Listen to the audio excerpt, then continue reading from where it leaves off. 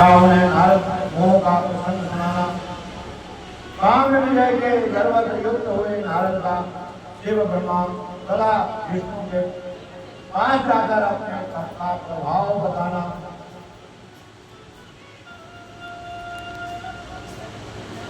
विश्वोद्भव स्थिति लयादिषु हेतुमेकं गौरी पदं विदितम् तत्तमनन्तकेयं मायात्रयं विगतमाया अचिन्त्यरूपं बोधरूपरूपमलमं जीवनमामि। जो विश्व की उत्पत्ति और लय आदि के एकमात्र कारण है। गौरी विद्या कुमारी उमा के पति हैं। शांत रूप एकमात्र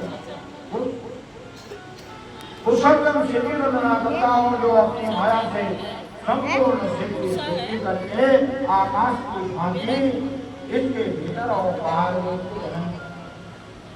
वंदे अंतरस्थं निज गौररूपं शिव सदा सृष्टिमिदं विजस्तते जगन्ते नित्यपरितो भ्रान्ते यद सन्निधौ त्वं भवतम्। जैसा वह तुमसे आकृष्ट होकर उसके पास ही लटका रहता है, उसी प्रकार सारे जगत ये सारे जगत सदा सब और उनके आसपास ही भ्रमण करते हैं। उन्होंने अपने इस प्रपंच को रचने की विधि बताई थी जो सबके भीतर अंतर्यामी रूप से विराजमान है तथा जिनका अपना स्वरूप अत्यंत दूर है। उन भगवान श्री जी ने सादर कहते हैं।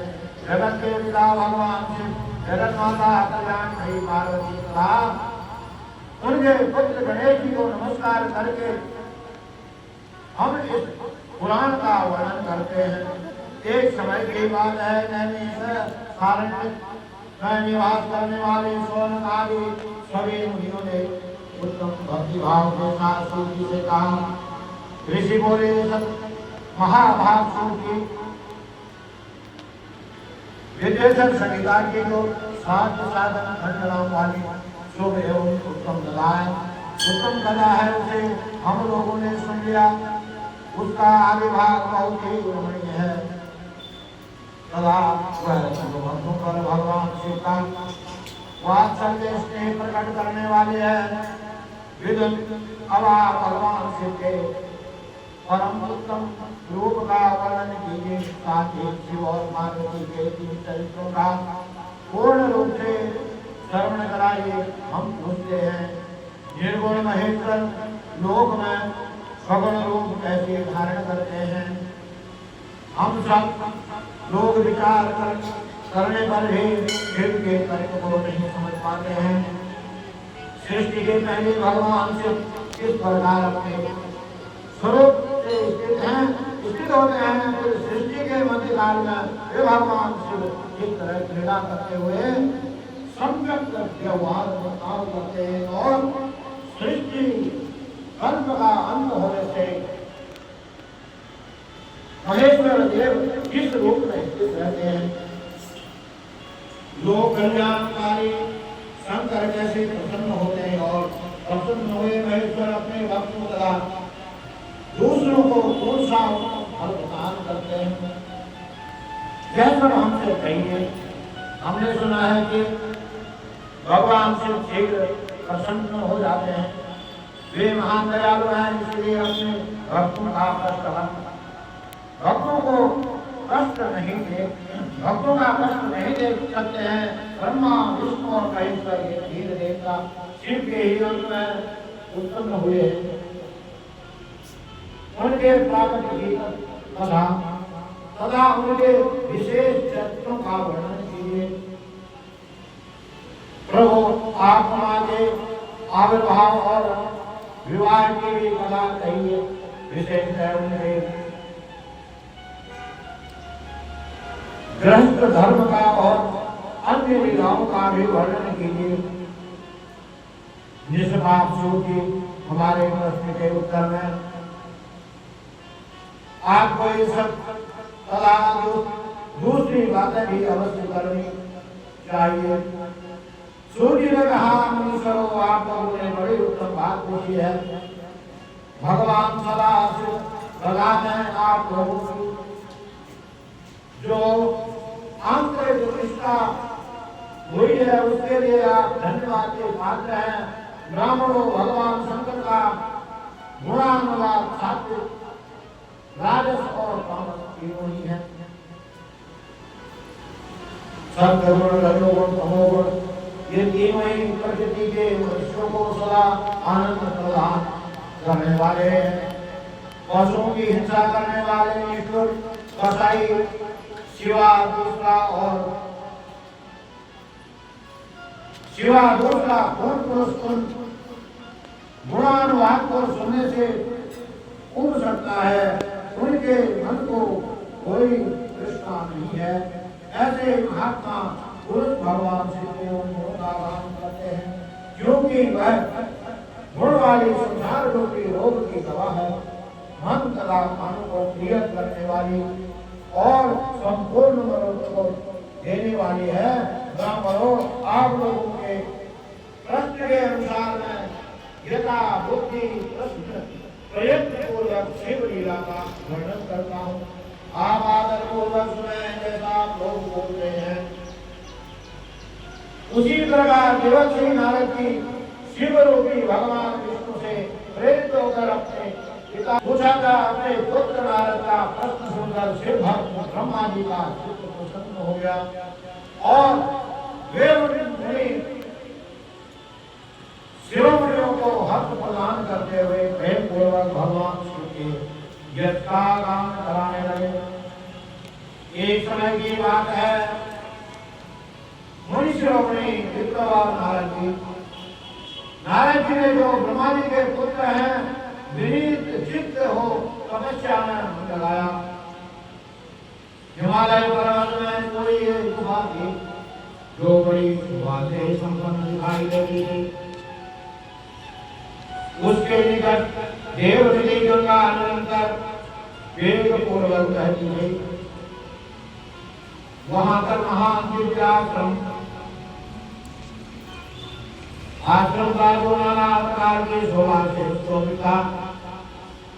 दिव्यदर्शी नारद जी तपस्या करने के लिए उसी आश्रम में गए। उस गुफा को देखकर मुनिवर नारद जी बड़े प्रसन्न हुए और दीर्घ काल तक लंबे समय तक वहाँ तपस्या करते रहे। उनका अंतःकरण शुद्ध था। वे दृढ़ता पूर्वक आसन कर मौन हो प्राणायाम पूर्वक उन्होंने प्राणायाम किया। प्राणायाम करके समाधि स्थित हो गए। ब्राह्मणों ने वह समाधि लगाई जिसमें ब्रह्मा का साक्षात कराने वाला अहम ब्रह्मास्मि, मैं ब्रह्मा हूँ, यह विज्ञान प्रकट होता है। मुनिवर नारद जी जब इस प्रकार तपस्या करने लगे, कहता है मन ही मन ऐसा सोच कर उसकी तपस्या में विघ्न डालने के लिए प्रयत्न करने की इच्छा की। उस समय देवराज ने अपने मन से कामदेव का स्मरण किया। किसी की भी तपस्या जब भंग होती है, काम वासना जहाँ उत्पन्न हो जाती है, वहाँ फिर पूजा पाठ इत्यादि काम नहीं बन पाते हैं। स्मरण करके ही कामदेव आ गए।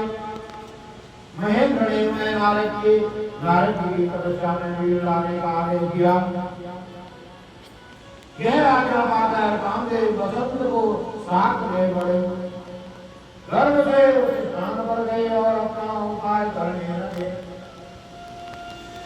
उन्होंने वहां से ही अपनी सारी कलाएं रच डाली। बसंत ने भी मदमस्त होकर अपना प्रभाव ने प्रकार से प्रकट किया। मुनिवरों, कामदेव और बसंत के अगत प्रयत्न करने पर भी नारद जी के चित्त में शंभु की माया को जानना अत्यंत कठिन है। जिसने भगवान शिव के चरणों में अपने आप को समर्पित कर दिया है, उस भक्त को छोड़कर शेष सारा जगत उनकी माया से मोहित हो जाता है। नारद जी भी भगवान शंकर की कृपा से वहां काल तक तपस्या में लगे रहे। जब उन्होंने अपनी तपस्या को पूर्ण हुई समझा, तब मुनि उससे युक्त हो गए। कामदेव पर मेरी विजय हुई, ऐसा मानकर मुनीश्वर के मन में व्यक्त ही गर्व हो गया।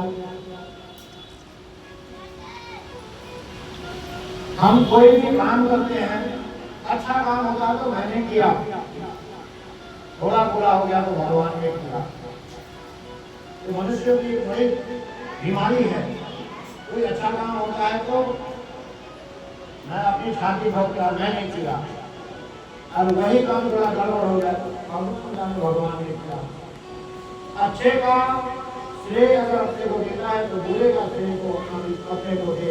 अगर अपने को बुरे का श्रेय नहीं दे सकता है तो अच्छे का श्रेय भी भगवान को ही देना चाहिए। अगर वही रहे हैं, अगर तो जिस भाव में जिस रूप में कर रहे हैं वही भगवान कर रहे हैं। भगवान शिव की माया से मोहित होने के कारण में यह बात का ज्ञान नहीं रहा। वे यह नहीं समझ सके कि कामदेव के प्राप्त होने में भगवान शंकर का प्रभाव ही कारण है। उस माया से अत्यंत मोहित हो मुनि शिरोमणि नारद अपना काम विजय संबंधी वृत्तांत बताने के लिए तुरंत ही कैलाश पर्वत पर गए।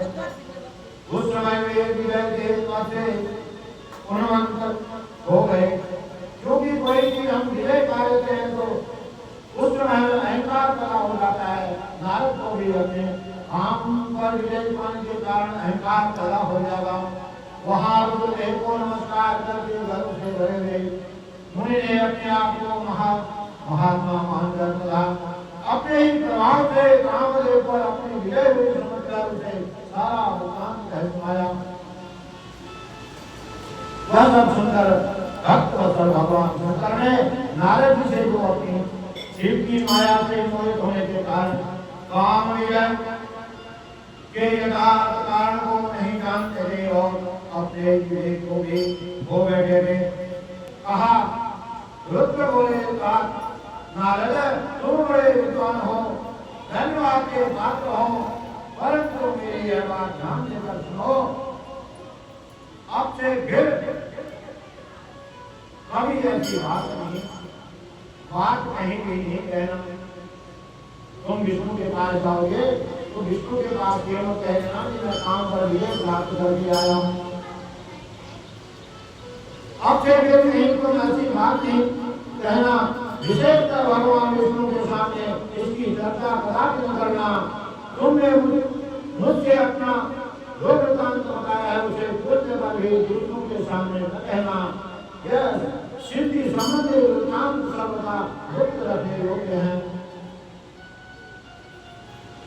इसे कभी किसी पर प्रकट नहीं करना चाहिए। तुम मुझे विशेष प्रिय हो, इसलिए अधिक जोर देकर सुनाई गए शिक्षा देता हूँ और इसे न कहने की आज्ञा देता हूँ,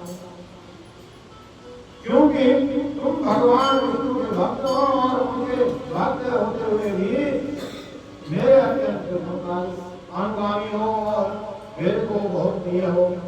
इस प्रकार बहुत कुछ कहकर संसार की सृष्टि करने वाले भगवान रुद्र ने नारद को शिक्षा दी। अपने वृत्तांत को गुप्त रखने के लिए उन्हें समझाया बुलाया, परंतु वे तो शिव की माया से मोहित थे, इसीलिए उन्होंने उनकी दी हुई शिक्षा को अपने लिए हितकर नहीं माना। तदंतर मुनि शिरोमणि नारद ब्रह्मलोक में गए। वहां ब्रह्मा जी को नमस्कार करके उन्होंने कहा, पिताजी, मैंने अपने तपोबल से कामदेव को जीत लिया है। अब मैं बहुत बड़ा श्रेष्ठ मुनि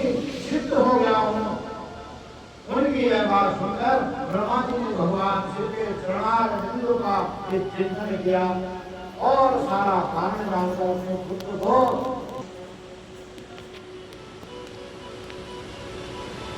जब किसी अहंकार आ जाता है उसको चाहे आप कितना ही समझा लो उसकी बुद्धि में नहीं बैठती। उसने जो करना होगा वो करेगा। अच्छी शिक्षा उसे नहीं समझती है।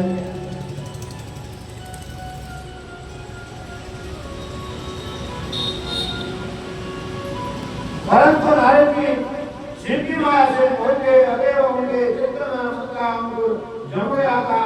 उनकी बुद्धि मारी गई थी। इसीलिए नारद जी अपना सारा वृत्तांत भगवान विष्णु के सामने कहने के लिए वहां से शीघ्र विष्णु लोक में गए। नारद मुनि को आकर भगवान विष्णु बड़े आदर से उठे और शीघ्र ही आगे बढ़कर उन्होंने मुनि को हृदय से लगा लिया। मुनि के आगमन का क्या हेतु है, क्या कारण है, इसका उन्हें पहले ही पता था। नारद जी को अपने आसन पर बिठाकर भगवान शिव के चरणारविंद का चिंतन करके श्री हरि ने उनसे पूछा, भगवान विष्णु बोले आप कहां से आते हो, क्या कारण था, कैसे आना हुआ। नारद जी को तो अहंकार पैदा हुआ था, वहां यहाँ किसके तुम्हारा आगमन हुआ, कैसे आना हुआ, क्या काम था, कोई काम तो जरूरी काम आ रहा था। मुझे श्रेष्ठ तुम धन्य हो, तुम्हारे शुभ आगमन से मैं पवित्र हो गया हूँ। भगवान विष्णु का यह वचन सुनकर गर्व से भरे हुए नारद मुनि ने मुझसे मोहित होकर अपना सारा वृत्तांत बड़े अभिमान के साथ कहा, कह सुनाया।